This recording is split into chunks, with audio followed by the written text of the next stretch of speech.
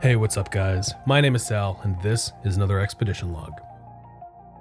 As always, I hope you and yours are doing well, and you're all living your best lives possible in the resolute new year of 2021. Also, only a small percentage of my views come from people actually subscribed to me, so if you like my content, consider subscribing to my channel, which you can now find more easily at youtube.com/sal. In this episode, we're visiting a decidedly dead mall that I filmed in November 2019, which spans over 1 million square feet of retail space. The mall has failed to attract high-end merchants, it's failed to keep anchors, and it currently sits decaying under the ownership and hubris of Mike Kohan. So to celebrate the new year and the first Quite Studios film of 2021, I'd like you to come take a walk with me through the Esplanade Mall in Kenner, Louisiana. But first, a word from our sponsor. For your consideration, I give you whatever the hell Justin Wilson is saying on his cooking show, and some delicious king cakes from Mackenzie's. Happy New Year, everyone. Enjoy. I got a story I want to tell you. There was a city-sneaking friend with me what went hunting for squirrel year before last. He went in the swamp down near where I live. And it's hot, too early to hunt them squirrely now. The weather's dry, and you could hear him coming for 4 miles. Ka-chomp, ka-chomp. Sound like a herd of elephants with the trunk dragging the ground coming through the swamp. And he got squirrel tucked under his belt with the tail hanging down. Looked like he got a hula skirt on. Got about 16 or 15 squirrel, and the limit 14. What you talk about, you kill him? You chunk at him with a rock? He said no. He chunk up there and knock that squirrel out. Ka-chomp, ka-chomp. He went over there and grabbed him for a blub, blub, blub, beat against the tree to be sure it's dead. Ka-chomp, ka-chomp, ka-chomp. Chunk left hand. He said, Papa won't let me chunk right hand. He said, how come you Papa won't let you chunk right hand? He said, I tear him up too damn bad, I guarantee. Oh, boy. Let me see, I done sopped up a little here. Lots of people, there's only one way to answer.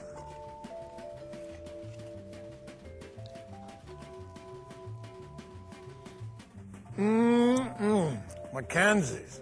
And for that, we have a man named Dick Bruce to thank. Stop by your neighborhood bakery.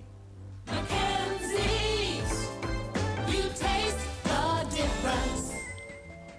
WWL-TV New Orleans. In 1983, the Cadillac Fairview Group began construction on a brand new mall in Kenner, Louisiana. After nearly 2 years of work, the Esplanade Mall opened on October 5th, 1985, with a massive 2-level DH Homes, a Mervyn's, and a Godshows serving as senior anchors, along with the outparcel Esplanade Mall 9 by General Cinema. Just a few months after opening, a 3-level Macy's opened in 1986, bringing the total store count to over 100, with the slogan, quote, just your style, close quote, enticing shoppers to the 1.3 million square foot mall, which was designed to resemble the French Quarter and Garden District of New Orleans.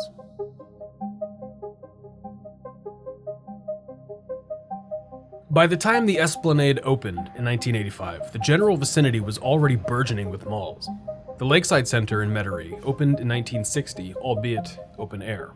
The Oakwood Center in Tarrytown opened in 1966, and the Lakeside Center Mall was completely enclosed and renovated in 1968, 1 year ahead of the opening of the Clearview Mall right up the street from Lakeside, opening in 1969.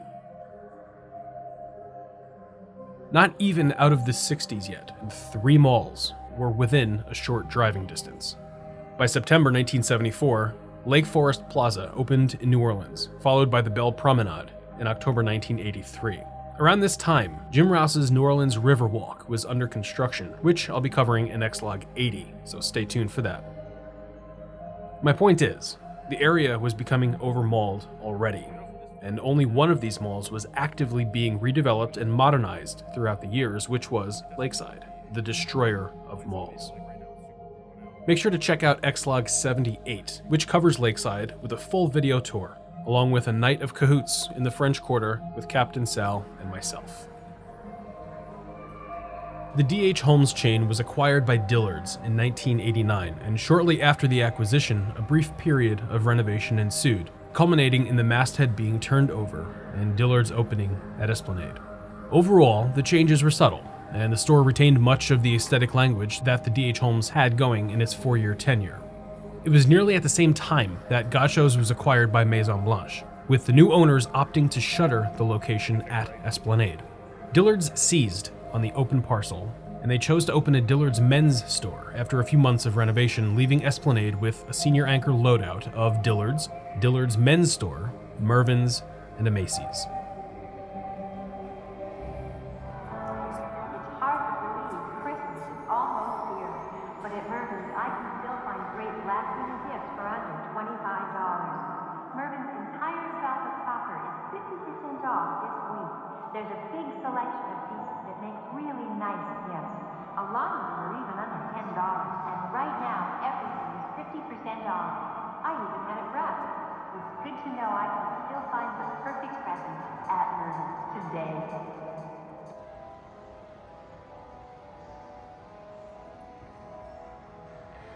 While Esplanade had a healthy tenancy and a full set of anchors, down in Metairie, Lakeside was undergoing some of the same changes.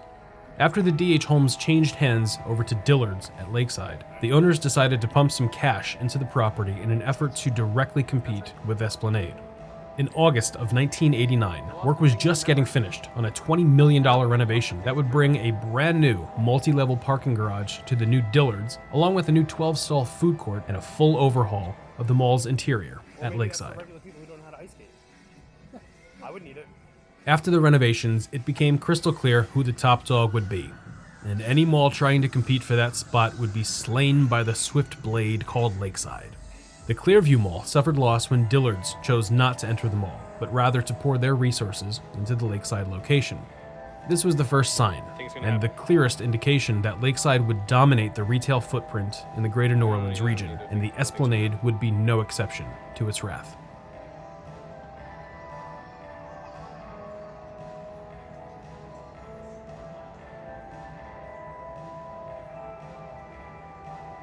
As most malls did, Esplanade would coast through the 90s completely oblivious to the world around it.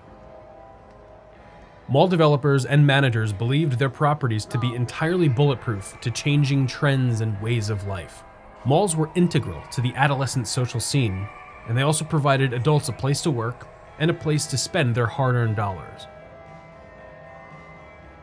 Dizzy from the plume of hairspray and ocean of perfume clouding developers from the impending new millennium, malls boldly stepped into the 21st century unaware of just how endangered they really were.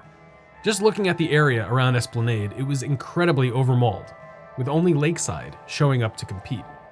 Mall developers had become so blind to just how little they were doing to keep up with the times, and their hubris became the ultimate downfall of malls.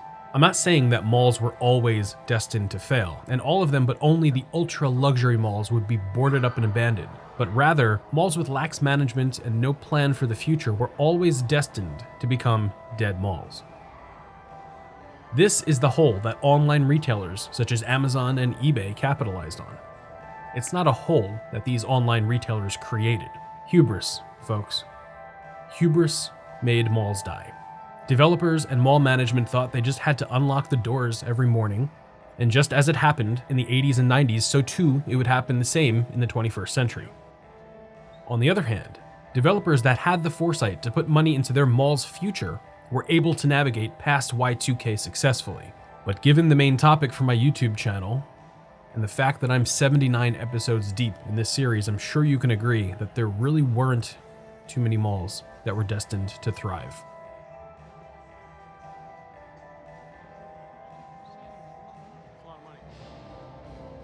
The outparcel Esplanade Mall 9 by General Cinema closed on September 27, 2000, and reopened as the Hollywood Cinemas 9 on May 16, 2002, with Star Wars Episode II: Attack of the Clones headlining. You want to go on this? It's $8. 5 minutes. I'm just gonna bite my tongue about the Star Wars prequels. If you have any thoughts about these movies, please leave them down in the comments. But for my sanity, please don't bring up Jar Jar Binks. About half a year later, on December 11th, 2002, it was announced that the Mills Corp was set to acquire 6 malls, with 5 of them from Cadillac Fairview. The The deal closed on January 31st, 2003 for a total cost of $621 million, making the Mills Corporation the proud new owner of the Cadillac Fairview portfolio, including the Esplanade. Mills immediately announced plans to add 375,000 square feet of new retail to the mall, which included a 120,000 square foot Bass Pro Shop, a new 75,000 foot cinema, 50,000 square feet of specialty retail space, and a brand new Target store. Oh yeah, I can see the scar. In late August 2005, the Category 5 hurricane Katrina slammed the Gulf Coast, killing over 1,800 people and causing almost $130 billion worth of damage. The Esplanade Mall sustained some damage and closed as a result. When the mall reopened in October, Macy's remained closed due to more severe damage, mostly to the roof, and would remain vacant for a while, stewing and brimming with mold from water penetrating its upper level as a result from Katrina. About 1 year after Katrina, then owned by the Dayton Hudson Corporation, Mervyn's shuttered their location at the Esplanade in 2006, amidst a swath of closures around the country. 1 year later, the Mills Corporation was facing some trouble when an accounting error due to some shady management practices resulted in the loss of $350 million. What was this? Some sweet neon. If you look up on the mirror, you can see the corridor. Toronto-based Brookfield Asset Management offered to buy them out for $21 per share, totaling about $1.35 billion. But the Simon Property Group out of Indianapolis, Indiana, and Farallon Capital Management teamed up to sling a tastier offer for $25.25 per common share of stock. The entire deal, including the incursion of debt, totaled just over $7.9 billion. So of course they took that deal, and it closed on April 6th, 2007, and the Mills branched off into their own Simon-owned entity to be known then as the Mills, a Simon company. And as you can see, the top level of that Dillard's is closed off. They drywalled it from the front on the top level, and inside you can't get up there unless you want to be super obvious and climb up the escalator. And my dad was rallying against me doing that, and if he wasn't there with me that day, I probably would have done it. So you can thank my dad, Captain Sal, for preventing us from seeing what it looks like up there. Although I have seen some pictures, and it's pretty dark. There's just a couple of storefronts that are closed off, and there's really not much to see.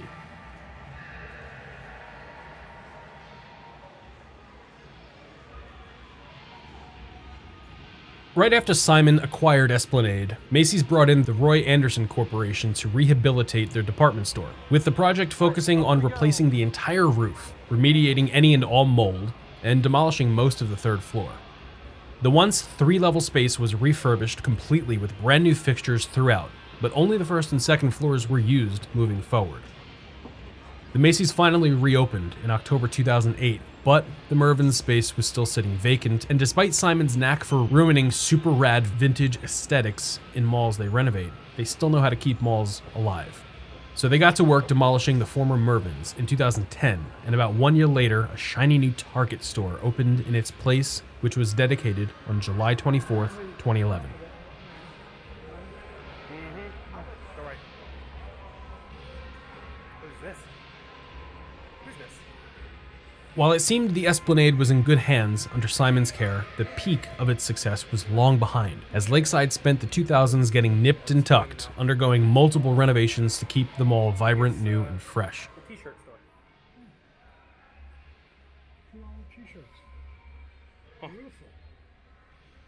Awesome. Lakeside's tactics paid off, and the surrounding malls began their downward spiral into the 2010s.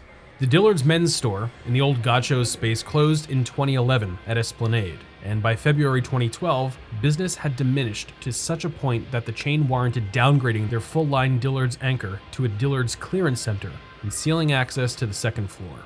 1 year later, on Friday, December 13th, 2013, Regal Cinemas opened the Grand Esplanade 14 in an outparcel location, which did very little to drive traffic to the mall despite the two entities sharing a parking lot. I think there's an escalator down there. On September 19th, 2016, West Coast real estate firm Pacific Retail absorbed nearly $281 million of Simon's debt, acquiring the Esplanade as part of the deal.